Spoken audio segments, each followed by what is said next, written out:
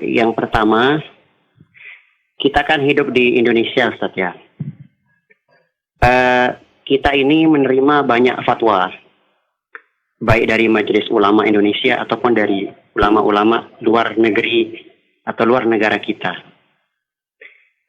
Ini yang kita ikuti itu fatwanya siapa, Ustaz? MUI ataukah fatwa dari ulama luar Indonesia?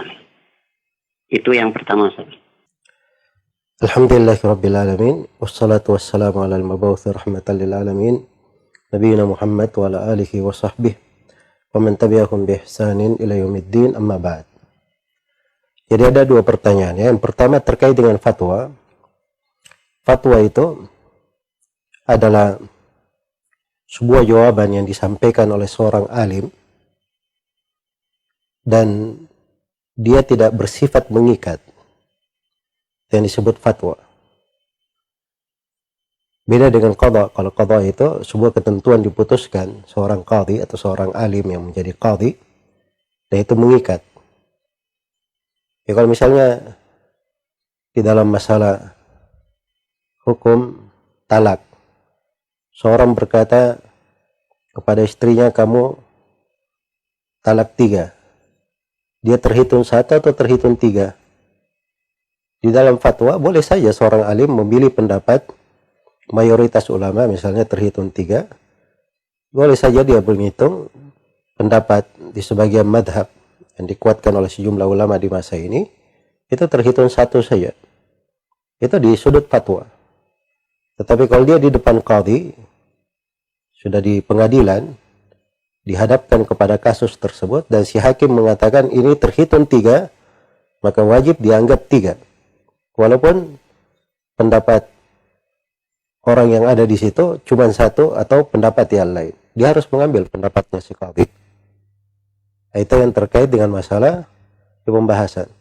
Ini adalah hal yang tidak bisa dibedakan oleh banyak orang. Kemudian sudut yang kedua, dari hal-hal yang bentuknya mengikat, apabila fatwa tersebut itu ada kaitannya dengan, kalau dia terkait dengan pribadi, itu terkait dengan pribadi. Iya.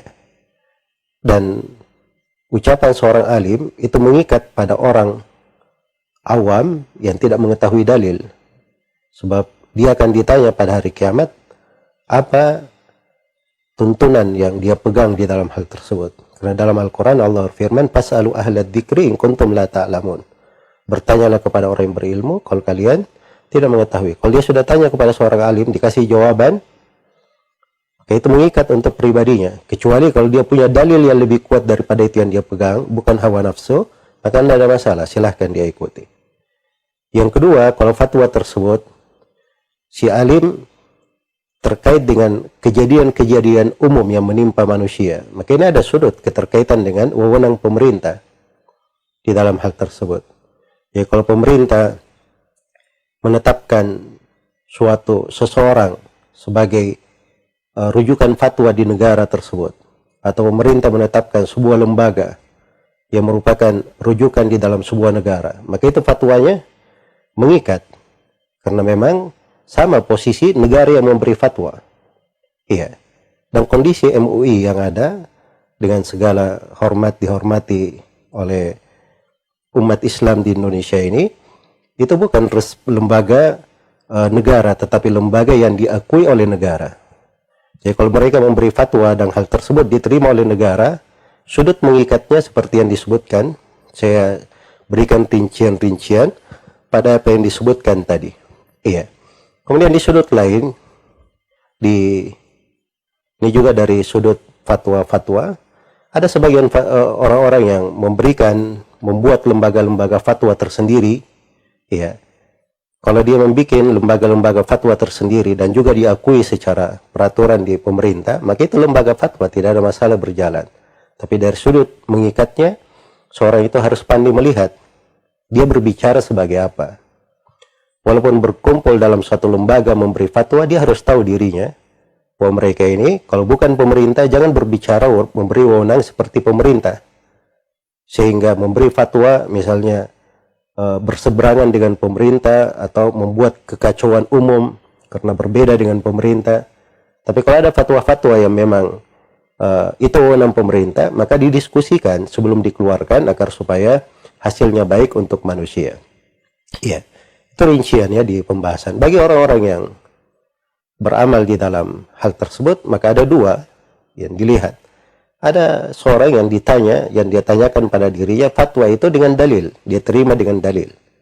Dan itu dia akan ditanya pada hari kiamat tentang hal tersebut. Apa yang dia lakukan, dia pegang dengan dalil. Iya. Yang kedua, harus dilihat fatwa itu pada wewenangnya. Itu di wewenang siapa? Ya, kalau fatwa-fatwa terkait dengan umum misalnya, pemerintah menetapkan masuknya tanggal 1 Ramadan, hari sekian. Itu pemerintah yang diikuti. Siapapun yang memberi fatwa, mau lembaga apapun, ormas apapun, itu tidak diterima. Karena itu bukan wewenang mereka di dalam hal tersebut. Tidak dari sudut syar'i dan tidak pula dari sudut peraturan yang berjalan di sebuah negara. Maka itu cara mendudukkan di dalam hal-hal yang seperti ini. Semoga Allah memberi taufik kepada semuanya. Wallahu ta'ala alam.